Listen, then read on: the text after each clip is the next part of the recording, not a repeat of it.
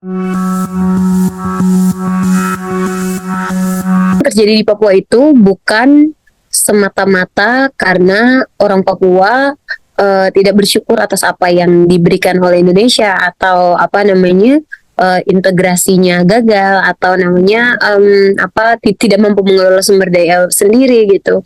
Tapi bagaimana kekerasan bentuk segala macam bentuk kekerasan yang ada di Papua itu dipakai untuk mengikis, menghilangkan jati diri orang asli Papua itu sendiri gitu.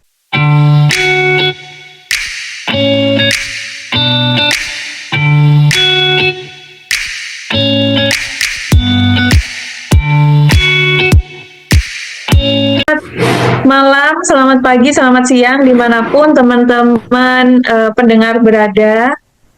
Malam hari ini kita bertemunya malam nih di podcast keberagaman YIP Center. Dan kali ini kita bakal ngobrol sama kakak-kakak perempuan muda yang punya concern di isu kemanusiaan, dan juga yang saat ini kita juga perlu menunjukkan mata kita bersama ke wilayah-wilayah yang kemudian memiliki kerentanan baik sosial, alam, dan banyak hal gitu.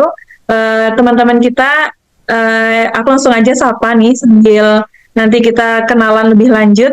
Pertama aku mau sapa Kak Gispa Ferdinanda dari Perempuan Papua. Halo sayang. Halo teman-teman semua, halo Kak Neni, halo juga Kak Julia. Halo.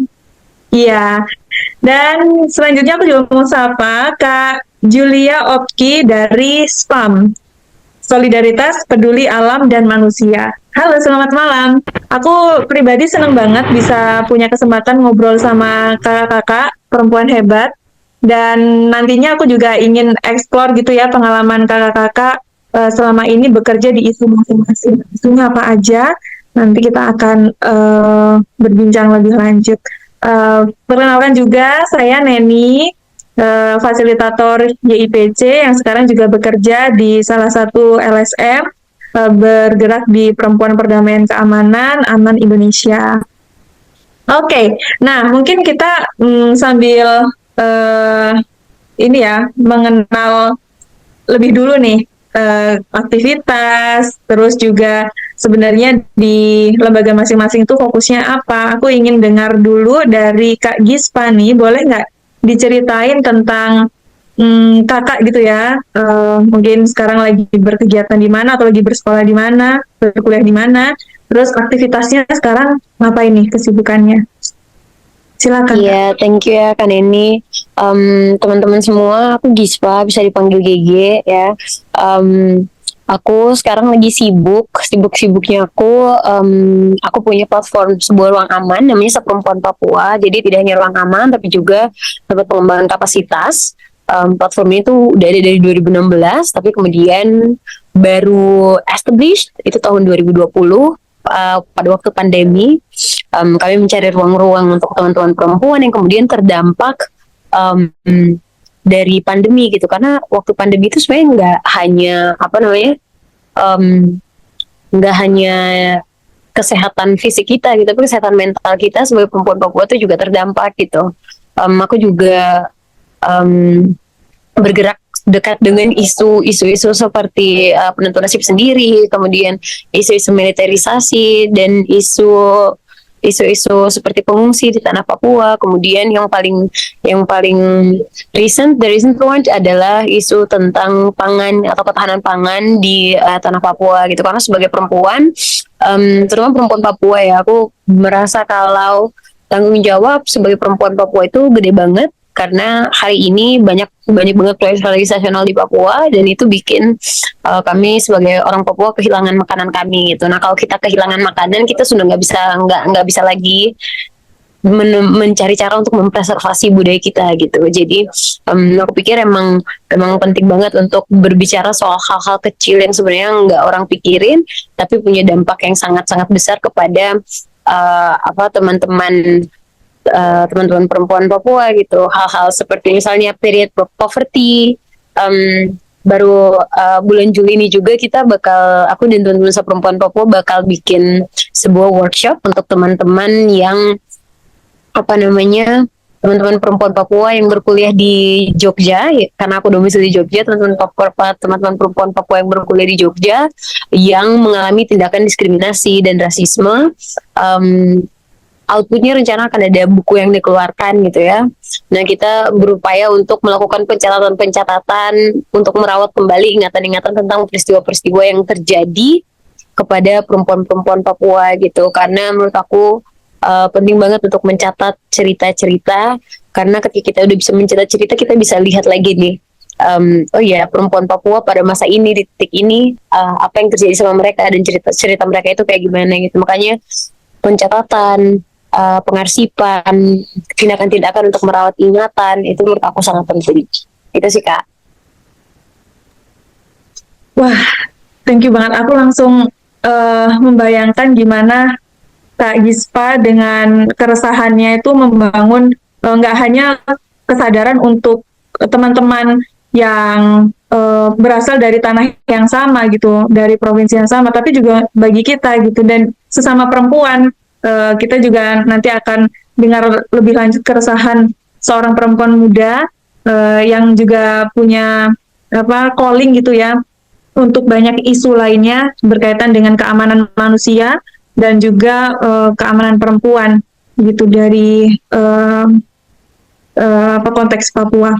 Oke, nah aku mau sapa Kak Julia sekarang.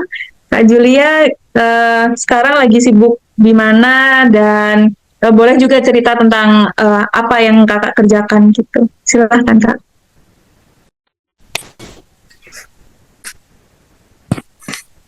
Oke, sebelumnya saya perkenalkan diri lagi, saya Julia Oki. Tapi kalau kawan-kawan di Gerakan Jogja itu biasa panggil saya Jo. Kalau saya sendiri memang apa ya, lebih banyak di gerakan, lebih banyak di gerakan. Terus baru beberapa bulan ini bentuk satu komunitas yang namanya Spam Tanah Papua.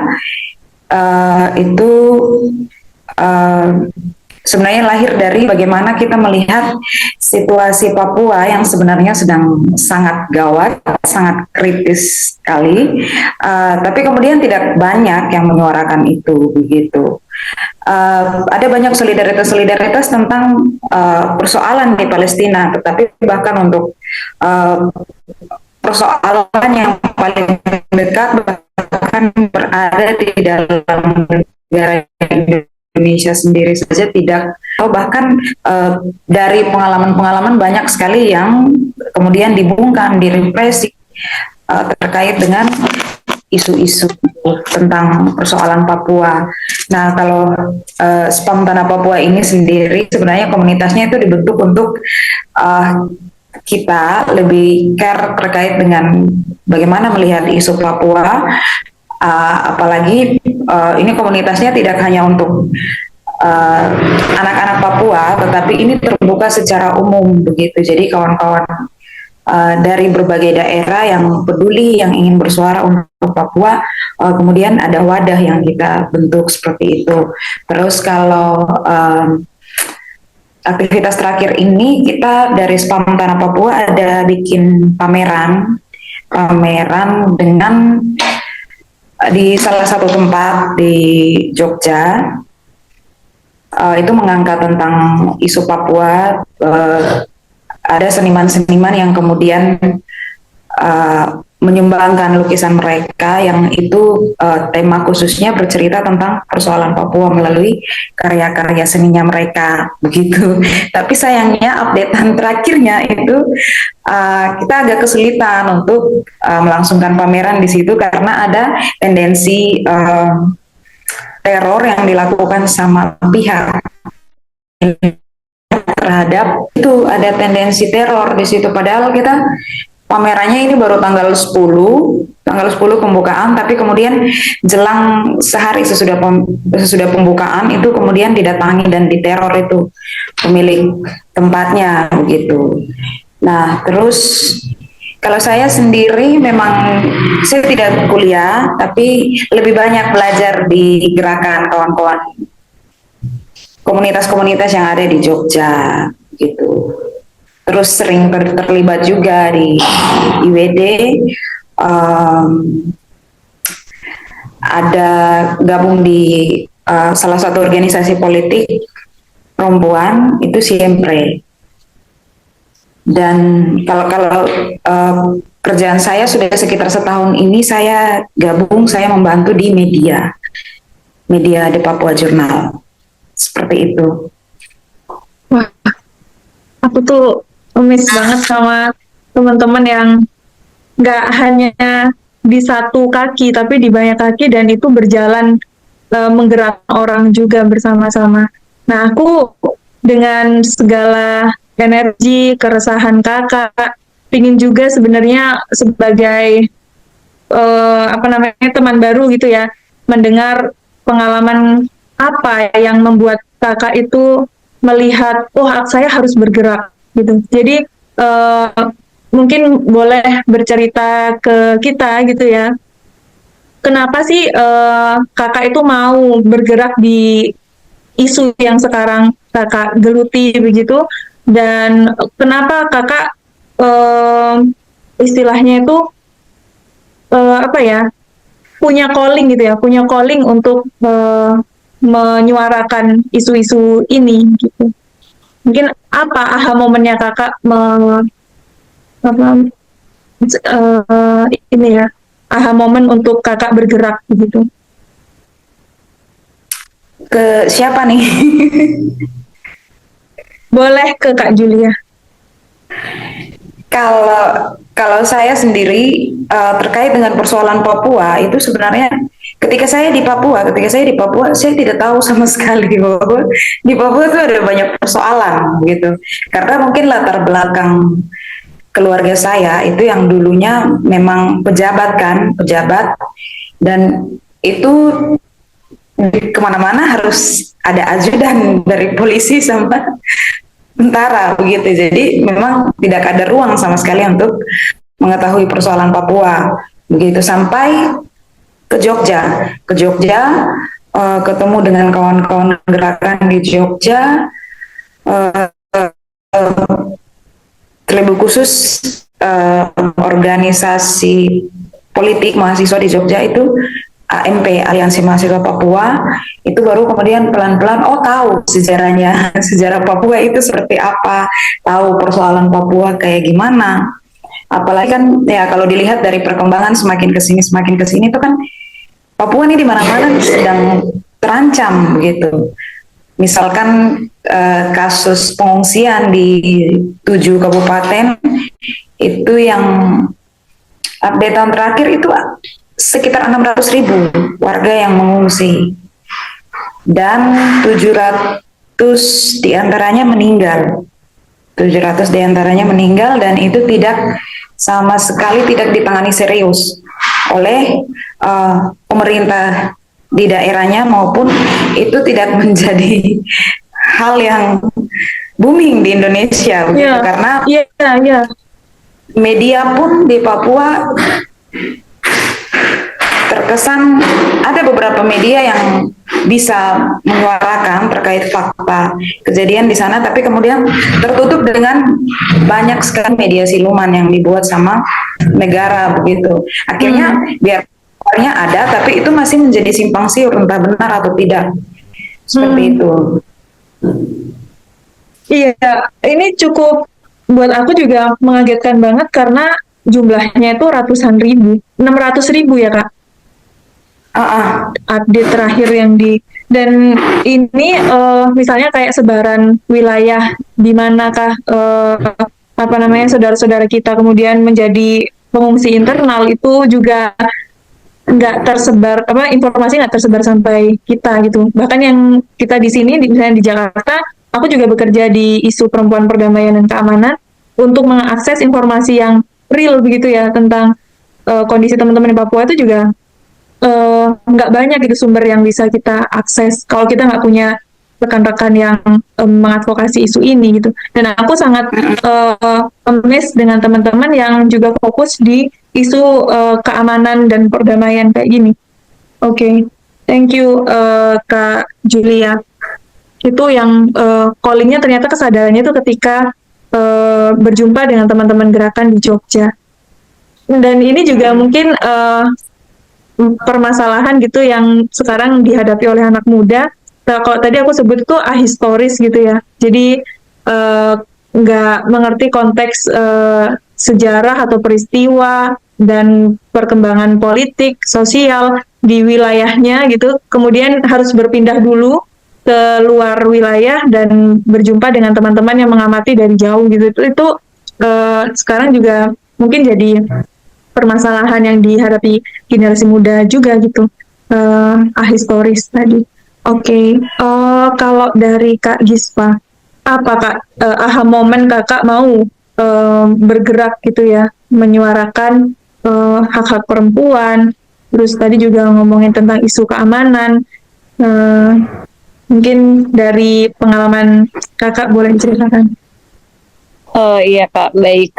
Kalau saya jujur cukup berprivilege dalam hal pengetahuan, bahan bacaan, karena orang tua memang apa namanya mengharuskan untuk baca bacaan yang sudah disediakan orang tua harus dibaca, dan bacaan-bacanya tentang seperti Kibaran Sampari, kemudian apa Endat van Friskes, atau ini penentuan pendapat rakyat di tanah Papua. Dan itu dulu waktu kecil merasa ngapain saya baca ini gitu, ngapain saya baca ini gitu.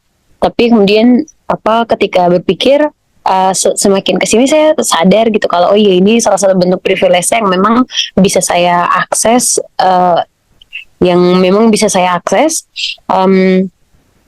dan juga saya merasa ini hal paling kecil yang bisa saya lakukan gitu. This is the least that I can do atas segala hal yang sudah dikasih atau diberikan oleh, kayak saya lahir di Papua gratis, orang tua saya mencari makan untuk memberi saya makan di Papua gratis, saya jadi orang Papua gratis, tidak ada sesuatu apapun yang saya bayarkan ke Papua. Hal paling kecil yang saya rasa bisa saya lakukan adalah kerja-kerja saya di luar pekerjaan utama untuk mencari makan tentunya. Saya pikir yang paling membuka mata karena saya S1 maba itu tahun 2019 dan bulan Agustus gitu. Apa namanya, ketika ada di posisi itu tahun 2019 itu kan rasis di Surabaya ya, rasisme di Surabaya itu tanggal 18 gitu. Kami masih kuliah sampai kuliah aktif di kampus itu, karena kami dulu saya kuliah di kampus yang anak Papua sangat sedikit, kampus negeri yang anak Papuanya sangat sedikit, kita hitung dengan jari. Jadi ketika apa namanya aksi kejadian rasisme tuh semua teman-teman bilang bahwa apa namanya kita tidak usah ke kampus dulu, nanti kita diserang di kampus gitu, jadi tidak usah ke kampus. Saya tanya sama papa saya, terus saya bilang enggak, pergi ke kampus, kamu kesana kan buat kuliah, jadi pergi saja masuk ke kampus gitu. Sampai di kampus ternyata justru mungkin juga privilege, salah satu privilege-nya adalah kuliah di tempat yang jurusan yang mengerti, punya teman-teman yang tidak rasis, punya dosen-dosen yang sangat akomodir dengan saya gitu. Jadi mereka justru jadi orang-orang yang pertolongan pertama buat saya gitu. Saya dari Manokwari, tempat di mana kerusuhan pertama di Papua tuh pecah gitu. Dan pada saat itu tidak ada internet selama 28 hari di Papua dan tidak bisa menghubungi orang tua. Tidak ada kiriman uang dari orang tua selama 1 bulan itu. Saya hidup dari teman-teman di kampus. Hidup dari teman-teman di kampus, dan saya rasa itu wake up call yang benar-benar wake up call buat saya, karena sebelumnya memang kayak disuruh gitu, kayak dipaksa oleh orang tua kan, kayak kamu tuh harus begini, ini yang saya mau untuk kamu, karena papa saya menyekolahkan saya ke HI tujuannya adalah untuk bisa berbicara soal Papua gitu.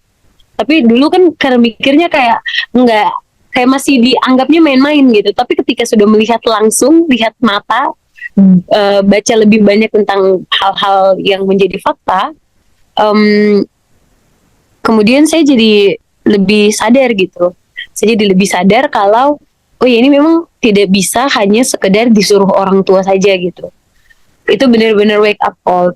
Tanggal 24 September 2019 saya mengalami wake up call yang benar-benar wake up call ya, kayak kamu harus bikin sesuatu gitu, kamu harus buat sesuatu, dan hal paling kecil yang bisa saya lakukan itu gitu.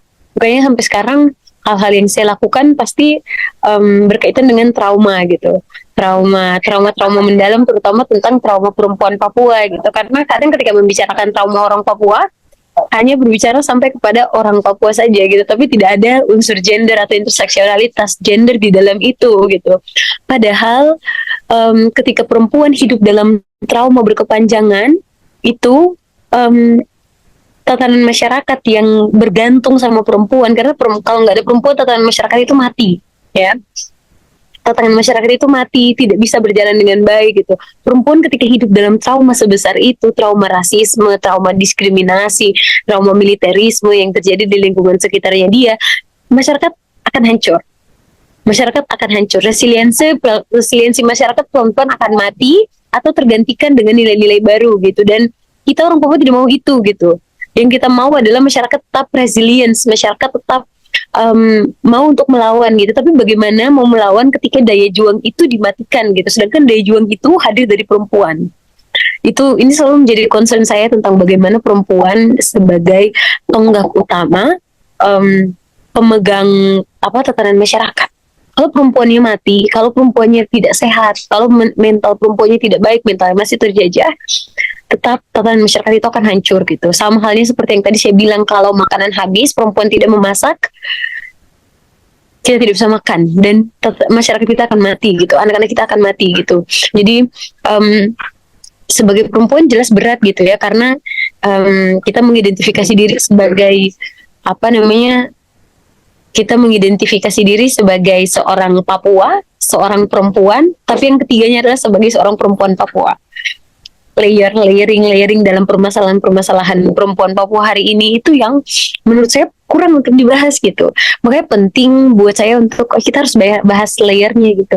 Bagaimana layer-layer ini untuk membantu membuat kita itu ada dalam posisi kita sekarang gitu. Karena ya kita tahu gitu, perempuan Papua hari ini dengan kondisi yang sekarang, kondisi yang quote and quote banyak keterbelakangan dan lain sebagainya, masih hidup dengan ingatan masa lalu, itu tentunya bukan terjadi begitu saja gitu. Bukan terjadi hanya karena malas, hanya karena misalnya kita tidak mampu, tapi ada tatanan, ada sistem, ada struktur, dan ada budaya yang mempengaruhi itu. Ada budaya kekerasan, ada struktur yang keras yang membuat perempuan jadi seperti itu, perempuan Papua jadi seperti itu. Kayak itu, saya sebenarnya kayak bersyukur juga kuliah di Jogja ini gitu, banyak bertumbuh dan bersyukur punya orang-orang yang orang-orang di sekitar saya adalah orang-orang yang cukup progresif, orang-orang yang mau memfasilitasi daya pikir saya yang sebenarnya tidak begitu pintar, tapi ketika ada di tempat yang tepat gitu, jadi lebih baik.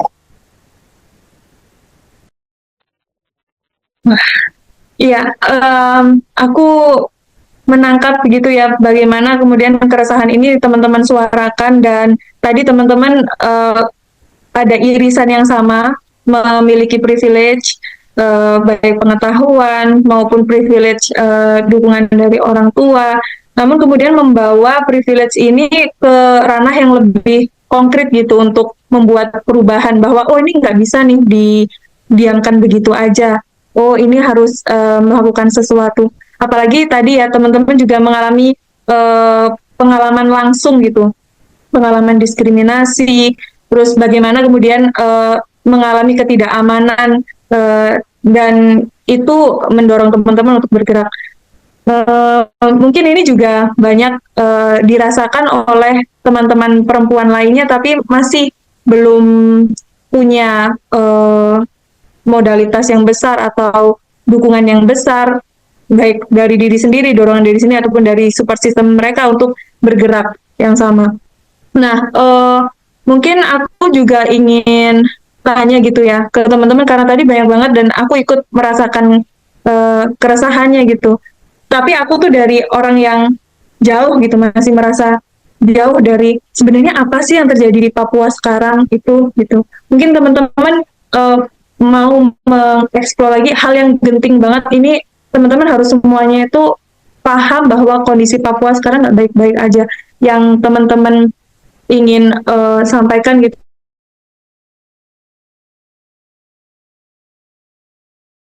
nah, teman-teman.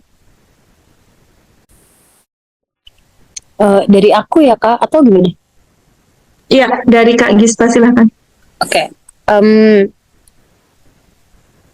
Yang perlu dipahami bahwa permasalahan di Papua itu bukan permasalahan sekedar tahun, oh ya rasisme tahun 2019, atau permasalahan otonomi khusus, atau misalnya permasalahan militerisme semata yang baru-baru ini muncul, misalnya penyiksaan, kekerasan dan lain sebagainya. Itu hanya the tip of the iceberg. Banyak sekali permasalahan yang ada di sana. Saya untuk lebih mudah menggambarkan keadaan yang terjadi di Papua sekarang, kita bisa pakai bentuk-bentuk kekerasan. Ada bentuk kekerasan secara langsung, bentuk kekerasan secara struktur, dan bentuk kekerasan secara budaya gitu ya. Hari ini yang terjadi di Papua itu bukan semata-mata karena orang Papua tidak bersyukur atas apa yang diberikan oleh Indonesia, atau integrasinya gagal, atau tidak mampu mengelola sumber daya sendiri gitu. Tapi bagaimana kekerasan, segala macam bentuk kekerasan yang ada di Papua itu dipakai untuk mengikis, menghilangkan jati diri orang asli Papua itu sendiri gitu. Dan ini kalau kita mau bilang kolonialisme gitu, another bentuk lain dari kolonialisme. Jadi bagaimana kadang hal-hal kecil seperti penggunaan baju adat, misalnya kayak koteka, itu aja dianggap kayak kurang sivil gitu, atau kurang maju, atau masih terbelakang ketika menggunakan itu, padahal itu identitas, padahal itu pakaian, padahal itu simbol budaya gitu. How come orang lain mengatakan kalau identitas saya tidak civilized enough begitu, atau tidak cukup sopan gitu. Sopan yang seperti apa? Kenapa harus sopan ikut aturannya kalian gitu? Kenapa harus maju menurut definisinya kalian gitu? Kenapa harus infrastruktur digencar-gencarkan tapi manusianya disiksa gitu?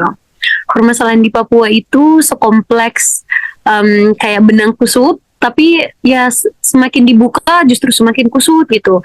Jadi kita juga jadi bingung, ini harus mulai dari mana sebenarnya permasalahan di Papua itu, karena terlalu banyak intersectionalized, terus terlalu banyak layer yang ada di dalamnya gitu. Tapi untuk summarize, permasalahan di Papua kurang lebih seperti militerismenya jalan, struktur masyarakat adatnya diganti, kemudian kebudayaan-kebudayaannya perlahan-lahan mulai digantikan oleh kebudayaan-kebudayaan milik Jawa, misalnya Jawanisasi gitu. Salah satu contoh misalnya adalah nasionalisasi beras gitu. Hari ini berbagai macam proyek strategis nasional berupa lumbung pangan, lumbung padi, kemudian tebu, jagung itu dibangun di Papua gitu. Salah satunya di tempat saya di daerah Kebar, Kabupaten Tambrau. Hak ulayat milik suku saya 18.000 hektar. Hak ulayat itu hari ini sejak tahun 2017. Sejak tahun 2017 digusur habis hutan dan padang rumput, digusur habis untuk pembukaan kebun jagung. Untuk membuka kebun jagung, yang kita tahu kalau kebun jagung itu adalah tanaman monokultur, tanaman yang hanya bisa ditanam satu kali saja, dan dalam prosesnya ketika menanam itu kita tidak bisa menanam tanaman lain gitu. Sedangkan masyarakat tuh tidak hanya hidup dari jagung gitu. Emangnya apa yang mau diharapkan dari tanaman jagung sebanyak itu? 18.000 hektar ditanam jagung. Emangnya masyarakat kami makan jagung? Tidak. Masyarakat makannya seperti kasbi atau singkong, ubi-ubian dan lain sebagainya. Dan ketika hutan-hutan kami ditebang, tentunya kita in a risk of losing flora dan fauna endemik di situ gitu. Makanan-makanan lokal, tanaman lokal yang bisa dijadikan pangan, hewan-hewan lokal yang juga bisa dijadikan pangan, atau mungkin hewan-hewan yang dilindungi seperti terenggiling, cendrawasih dan apa namanya kus-kus hutan, kelelawar dan lain sebagainya itu hilang justru. Jadinya kami masyarakat adat itu dirugikan gitu. Belum lagi dengan kehadiran perusahaan yang merusak sumber apa namanya sumber air kami gitu. Karena limbah dan lain sebagainya gitu. Masyarakat hidupnya jadi susah gitu. Padahal katanya apa namanya lumbung pangan ini atau proyek strategis nasional yang direncanakan oleh pemerintah ini adalah salah satu upaya untuk mensejahterakan gitu. Sejahteranya itu dari sisi apa gitu? Apakah sejahtera hanya sebatas dari kacamata pemerintah gitu? Menurut pemerintah ini sudah sejahtera, tapi bagaimana dengan masyarakat adat, orang yang punya tempat, orang yang mendiami tempat di situ gitu? Salah satu contoh berikutnya lagi adalah dengan budaya gitu. Perlahan-lahan budaya Papua yang asli itu mulai diakulturasikan dengan budaya-budaya lain di Indonesia gitu. Yang sebenarnya dalam artian tidak mengatakan budaya Indonesia yang lain itu jahat gitu atau kurang baik untuk ini. Enggak, tapi ketika sebuah bangsa kehilangan budayanya atau melihat kikis budayanya, yang terjadi adalah bangsa itu nggak punya identitas sama sekali gitu. Seperti misalnya anak-anak umur saya sekarang, saya aja udah tidak bisa menggunakan bahasa daerah gitu. Saya tidak bisa menggunakan bahasa daerah karena di era orang tua saya penggunaan bahasa daerah, era Orde Baru penggunaan bahasa daerah itu kan dilarang. Tidak boleh orang bicara pakai bahasa daerah karena pemerintah tidak mengerti apa yang masyarakat bicarakan. Gitu, pemerintah merasa terancam hanya dengan pembicaraan dalam bahasa daerah gitu. Kakek saya dan tidak di Papua mengajarkan. banyak banget ya Kak, ratusan. Iya. Tiap suku punya. Tiap suku punya bahasa beda sendiri gitu.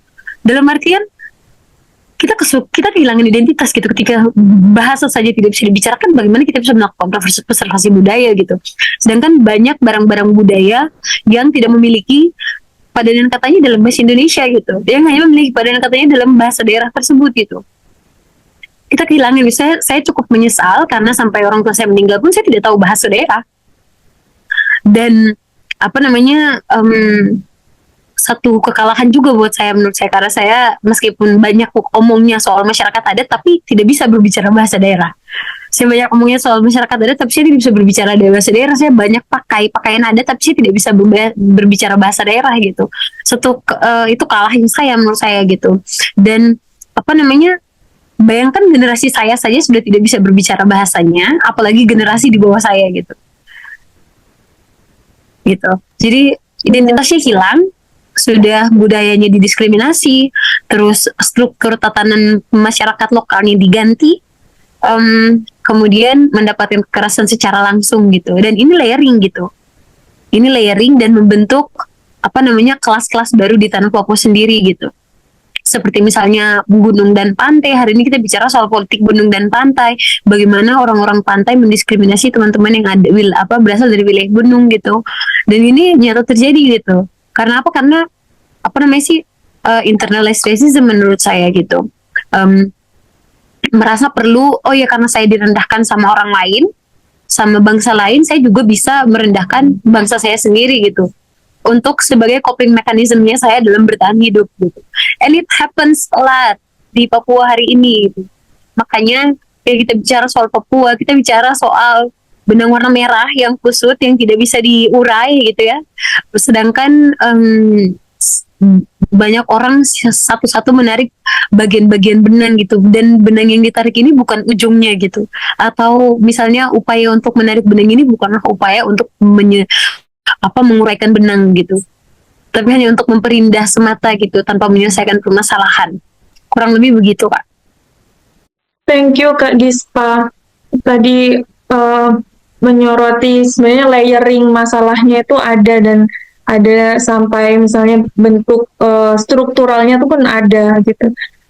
Oke, thank you Kak Gispa. Kak Julia, gimana Kak pandangan Kakak melihat sebenarnya apa sih yang terjadi di Papua dan masalah utama yang harus kita tahu gitu ya dari kondisi Papua yang sekarang tuh apa Kak? Kalau menurut saya sendiri, persoalan yang paling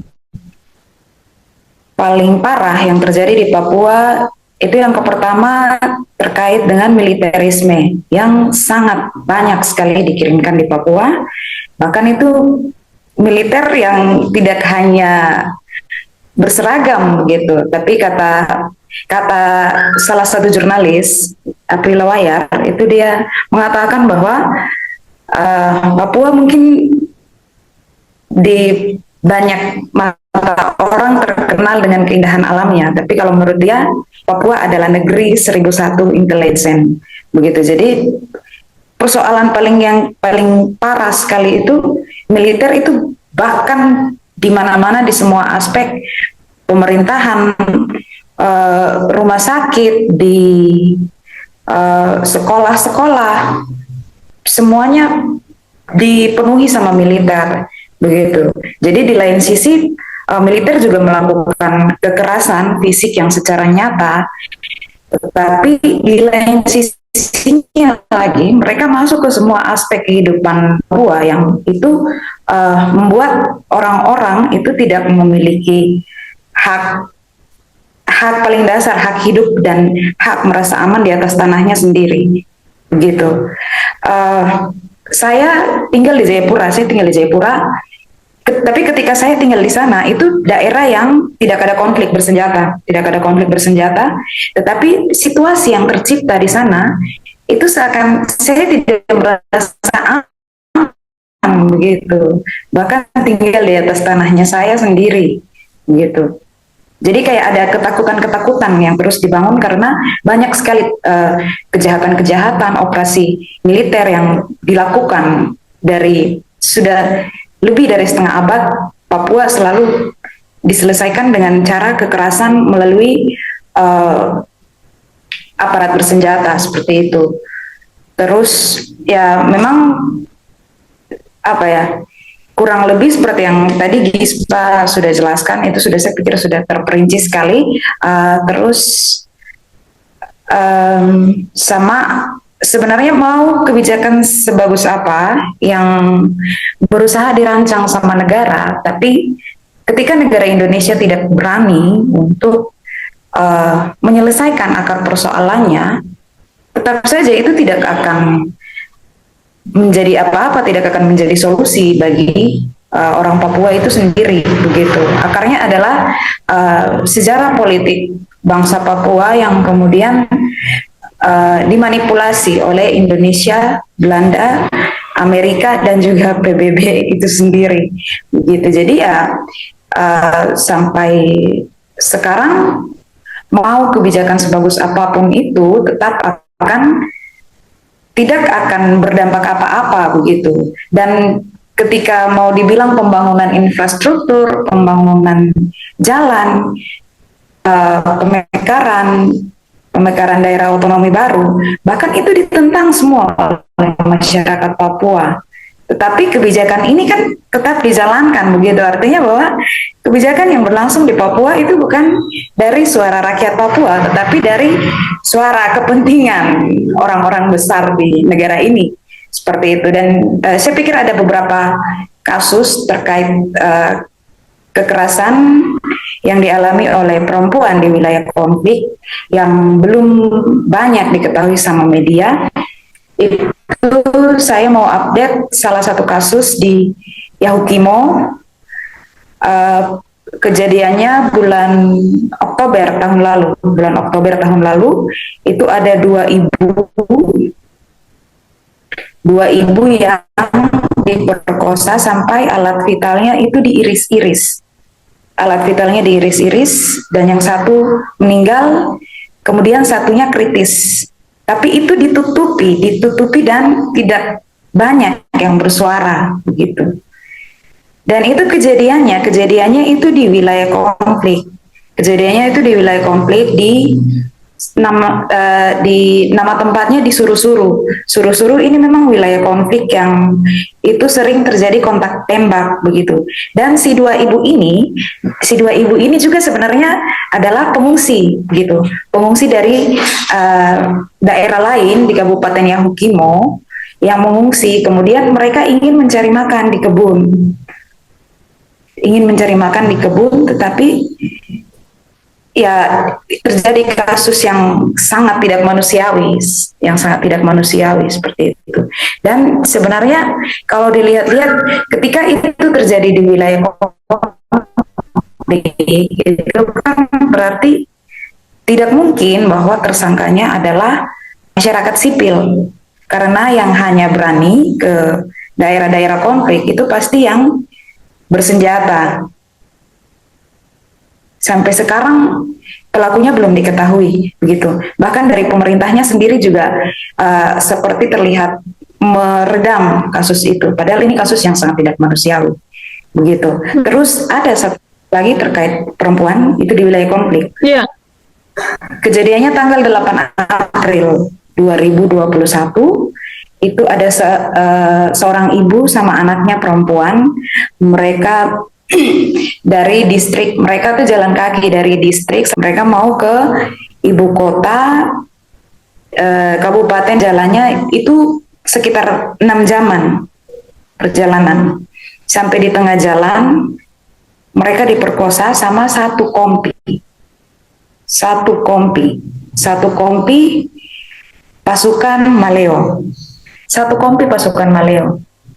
Nah, sebenarnya sangat ironi ketika kita tahu terkait ada film Denia Senandung di Atas Awan, yang sahabat karibnya yang menolong dia itu adalah si Maleo. Tapi ada cerita lain lagi, bahwa ada cerita lain di balik film yang seperti menggambarkan sosok tentara itu adalah sosok yang baik. Padahal faktanya terjadi kekerasan seksual yang dialami oleh 2 perempuan. Terus ada satu kasus lagi, seorang ibu itu sedang hamil, itu dibunuh, telanjangi, posisinya sedang hamil, dibunuh, ditelanjangi, dimasukkan ke lumpur, begitu. Dan sebenarnya kalau ini Mbak, kalau kita nonton film Sapu Nama Pengungsi, itu film dokumenter judi yang kerjasama dengan Watchdog, Bang Dandi Laksono, itu sudah jelas sekali itu. Jadi di beberapa wilayah konflik itu yang sampai ratusan pengungsinya, itu di Kabupaten Maibrat, Kabupaten Pegunungan Bintang, Kabupaten Puncak Jaya, Kabupaten Intan Jaya, Kabupaten Yahukimo, itu sebenarnya tempat-tempat konflik yang mengakibatkan orang mengungsi, itu sebenarnya punya kekayaan mineral sangat banyak, begitu. Artinya bahwa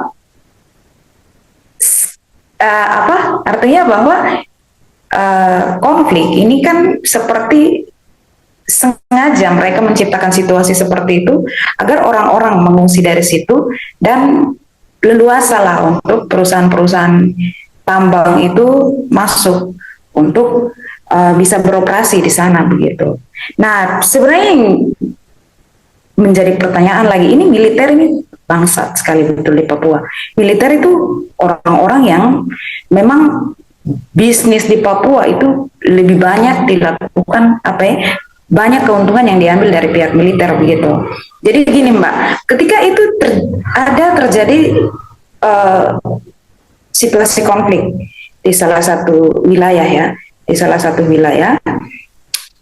kemudian ada warga sipil yang itu ingin melawan aparat dan mereka bersenjata, sedangkan pertanyaannya, mereka mau dapat senjata itu dari mana, begitu? Mereka mau dapat senjata itu dari mana? Kita orang-orang biasa seperti ini kan, bahkan di aturan hukum kan ketat sekali, begitu. Kita tidak bisa sembarangan memiliki senjata, begitu. Jadi ya di balik itu ada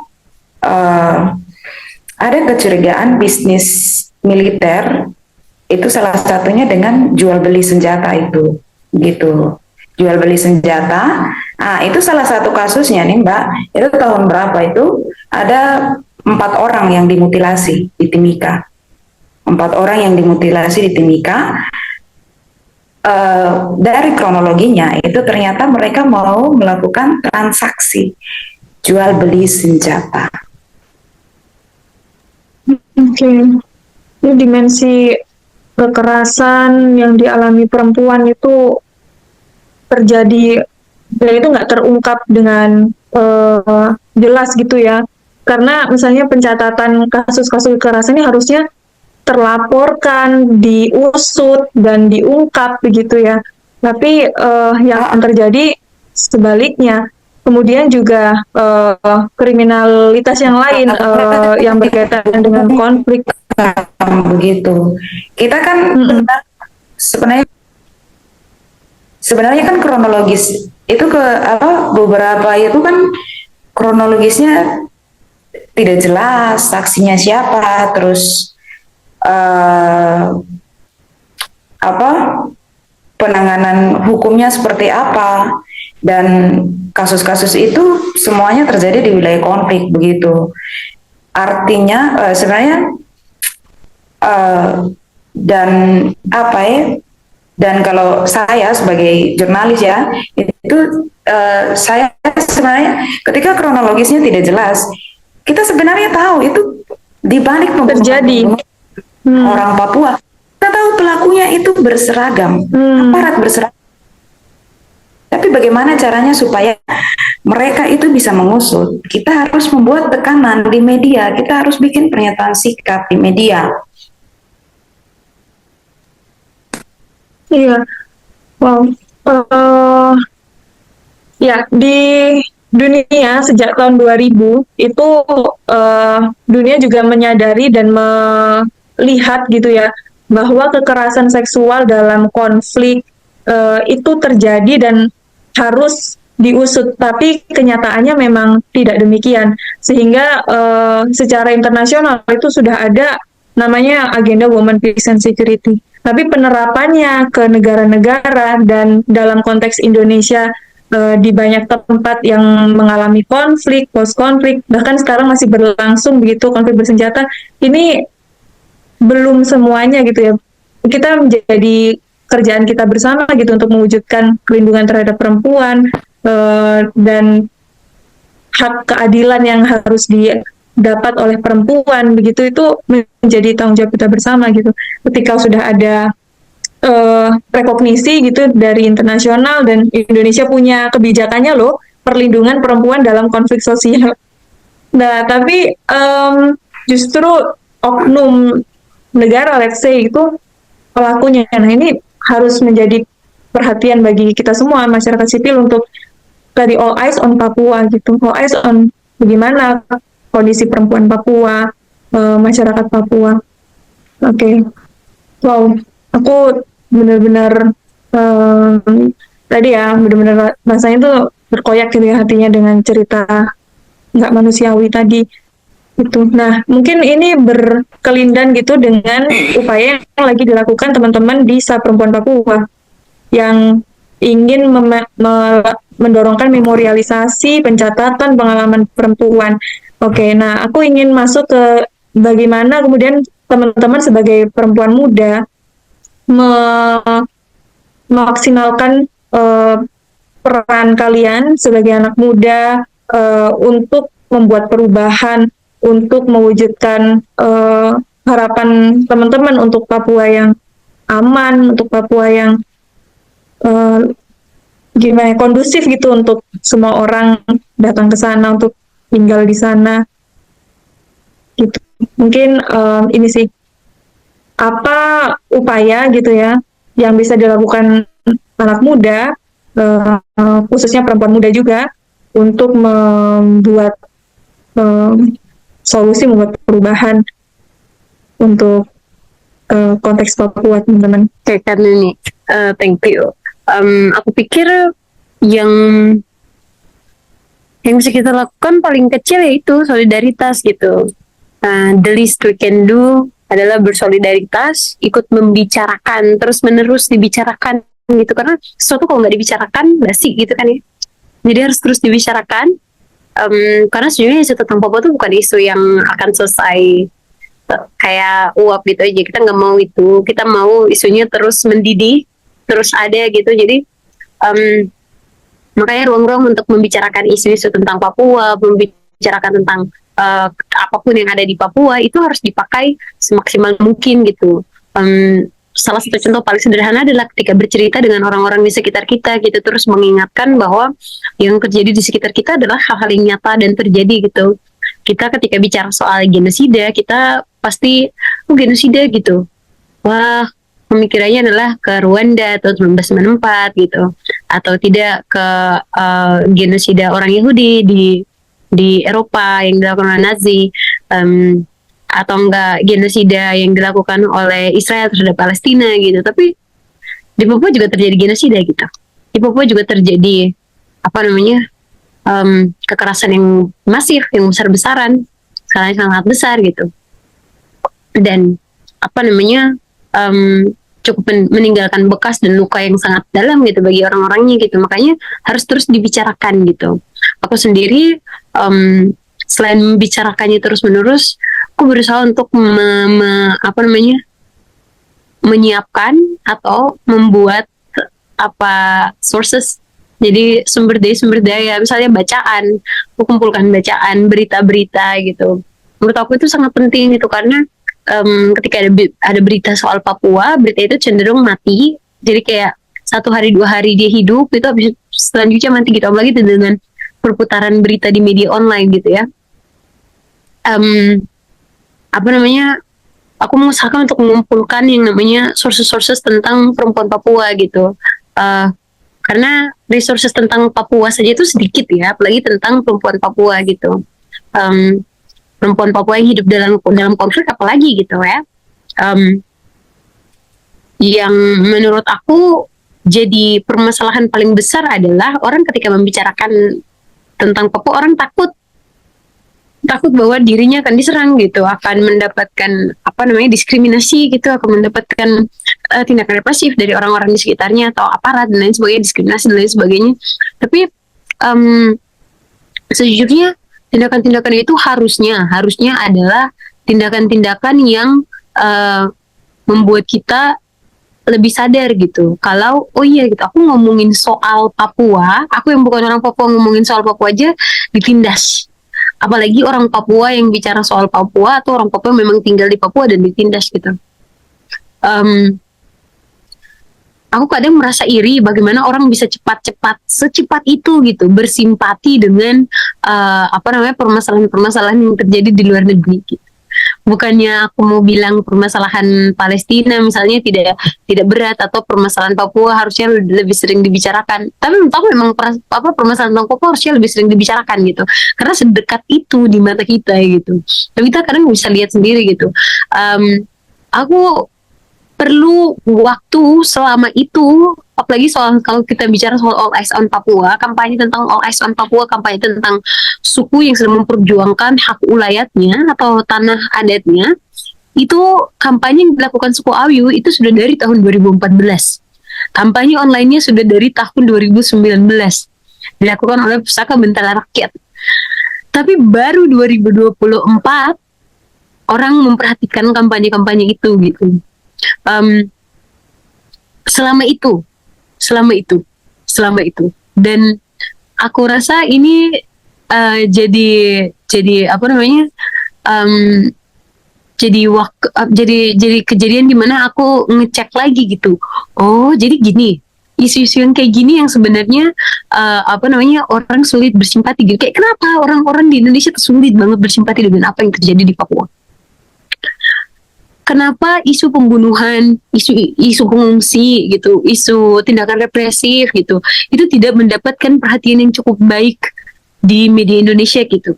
Tapi ketika bicara soal, ya sekali lagi ya, aku mau bilang kalau aku tidak bilang isu di Palestina itu tidak berat atau tidak usah dibicarakan gitu-gitu. Tapi ya kita harus membicarakan semua hal gitu. Memang kan overwhelmed, tapi kita perlu untuk membicarakan semua hal gitu. Apalagi hal-hal yang dekat di depan mata gitu. Bagaimana kadang tuh orang pilih-pilih membicarakan isunya gitu. Orang nggak mau membicarakan isu yang nggak ada keterkaitannya sama mereka gitu.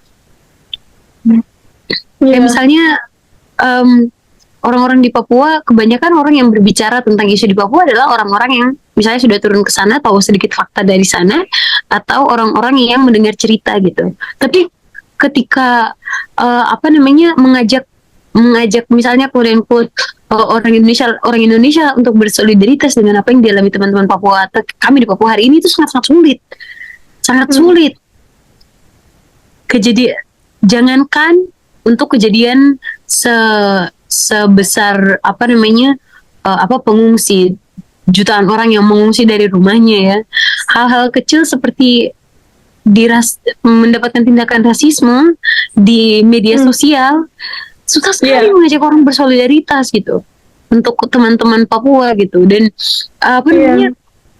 kadang aku bingung gitu, apakah harus banyak orang banyak mati seperti di Palestina baru orang mau memperhatikan tentang Papua gitu. Apakah perlu orang pendatang yang tinggal di Papua, karena biasanya emang gitu, orang pendatang yang tinggal di Papua atau orang pendatang yang datang ke Papua untuk mencari nafkah, ketika mereka mendapatkan perlakuan tersebut orang ramai-ramai gitu. Tapi kenapa ketika berbicara tentang orang asli Papua selalu tendensinya adalah mereka adalah OPM, padahal ini warga sipil, bukan kombatan, bukan militer, ini warga sipil. Warga sipil, apalagi orang-orang seperti perempuan dan orang-orang yang kayak fragile, orang-orang yang rapuh, rentan sekali, perempuan dan anak tetap mendapatkan tindakan kayak rasisme gitu. Padahal sudah yang kayak ada pembunuhan anak, ada ini, ada anak kayak misalnya kemarin anak yang disiksa, itu anak di bawah 18 tahun, anak umur 17 tahun. Tapi militer saja bilang militer aja bilang kayak kami menangkap mereka karena mereka berewokan. Jadi semua orang yang berewokan itu OPM. Semua orang yang berewokan itu melawan aparat apa bagaimana? Iya, PR yang besar banget sih untuk kita juga. Iya, benar.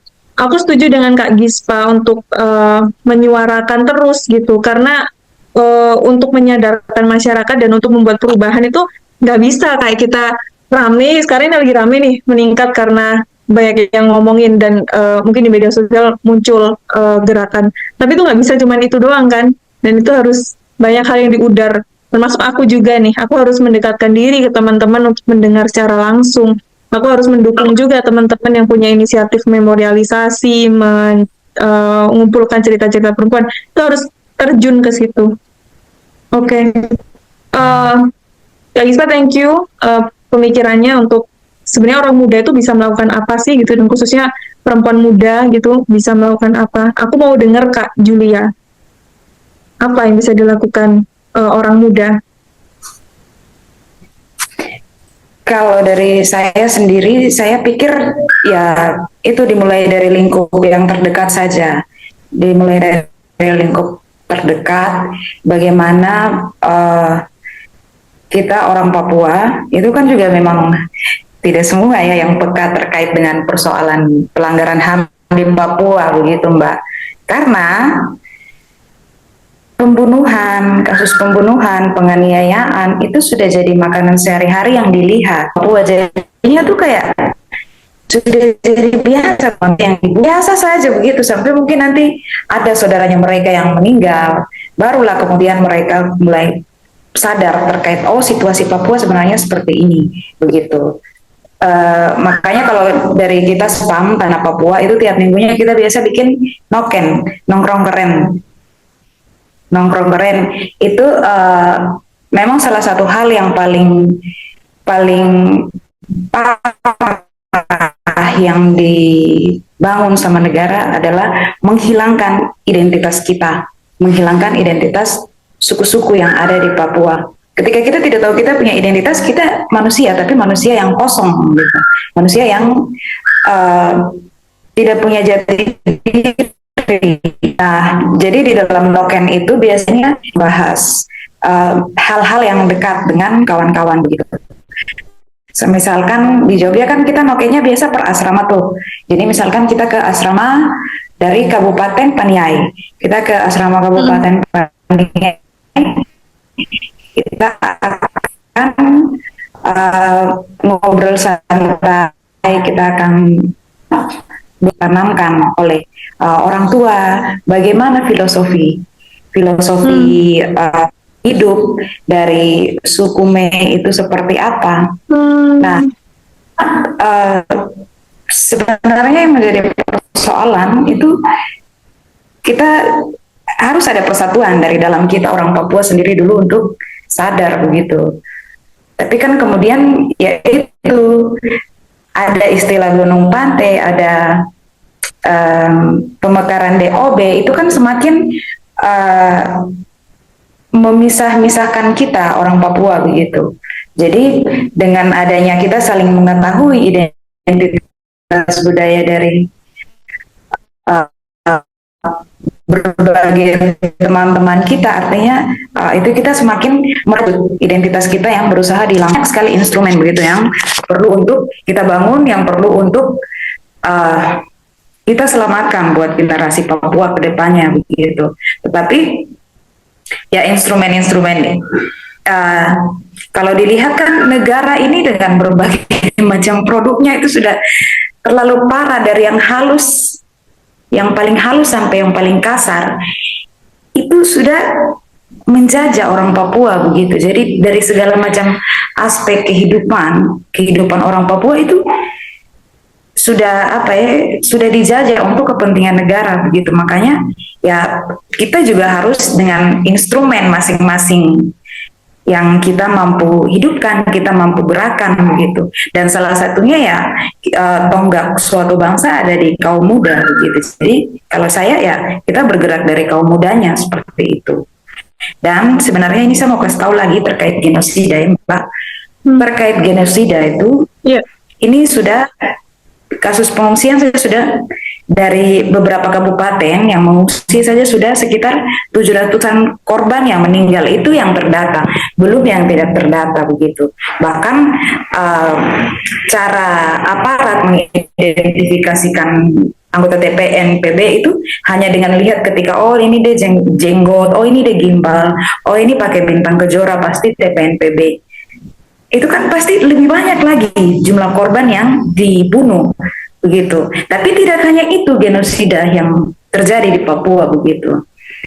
Ketika saya di Jogja saya lihat orang meninggal di satu saya punya tempat tinggal itu 1 bulan sampai 2 bulan itu 1 korban yang meninggal begitu.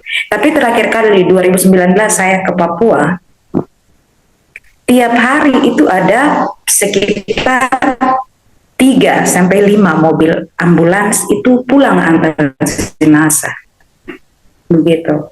Bahkan ada istilah orang Papua itu, oh kalau sakit, oh ke rumah sakit berarti kok antar nyawa. Jadi bahkan sampai yang sistem kesehatan yang seharusnya itu jadi harapan hidup, yang untuk mereka membunuh kita begitu.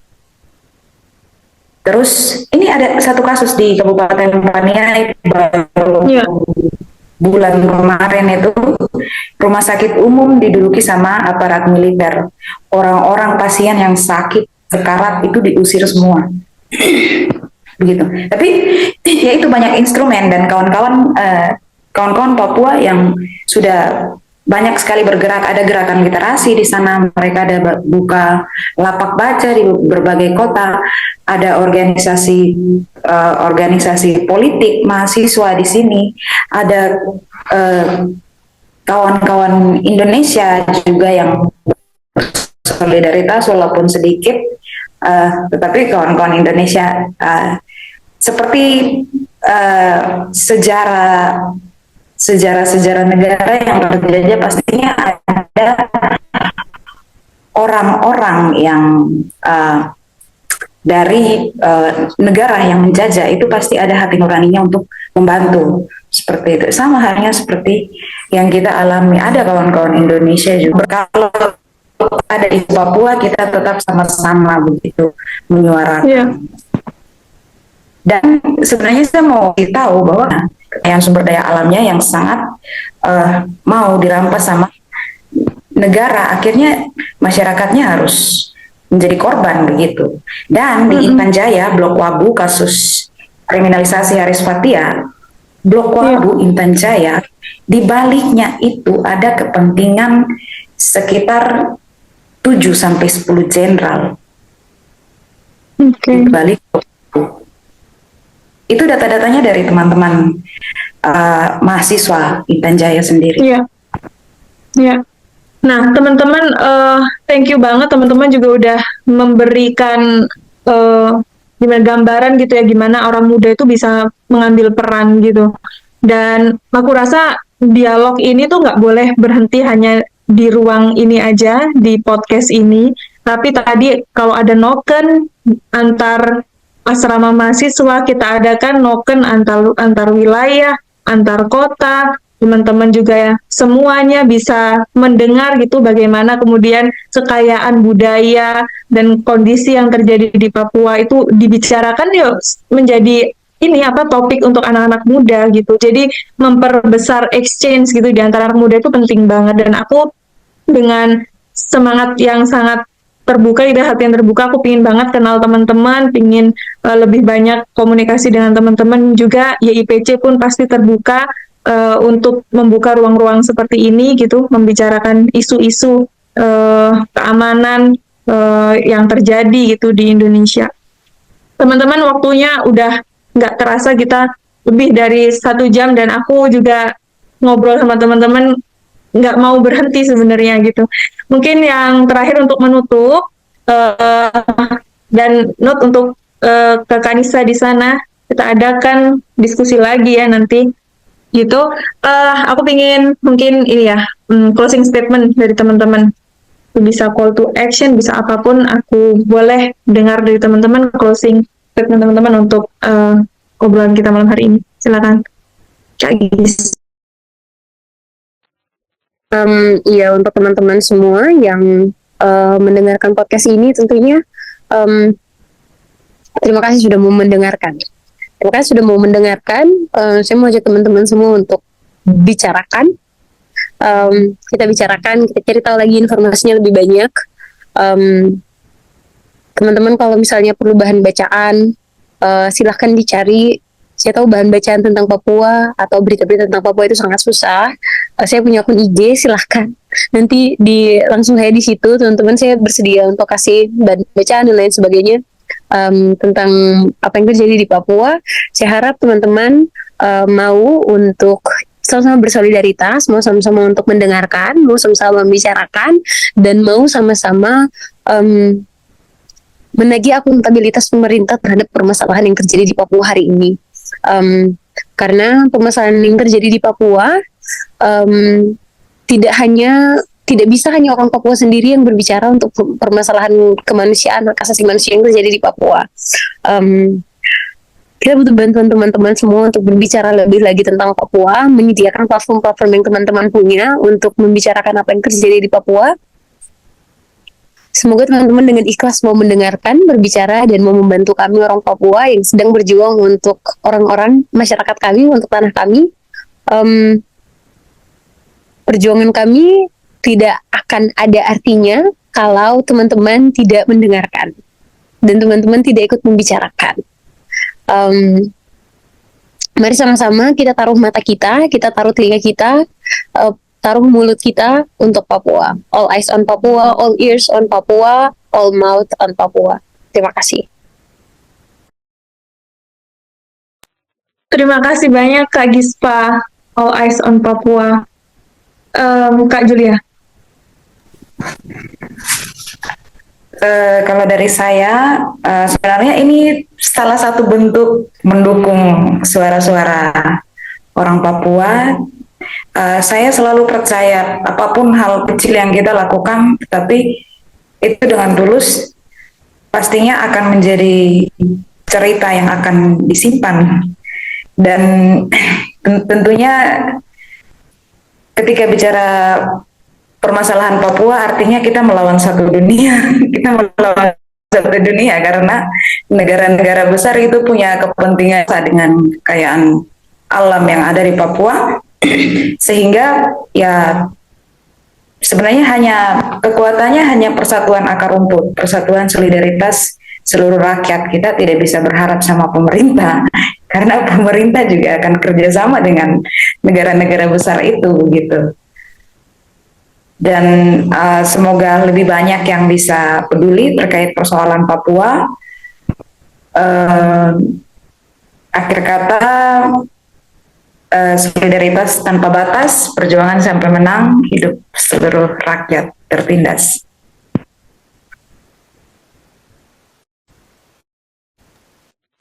Terima kasih hidup untuk rakyat yang tertindas, teman-teman.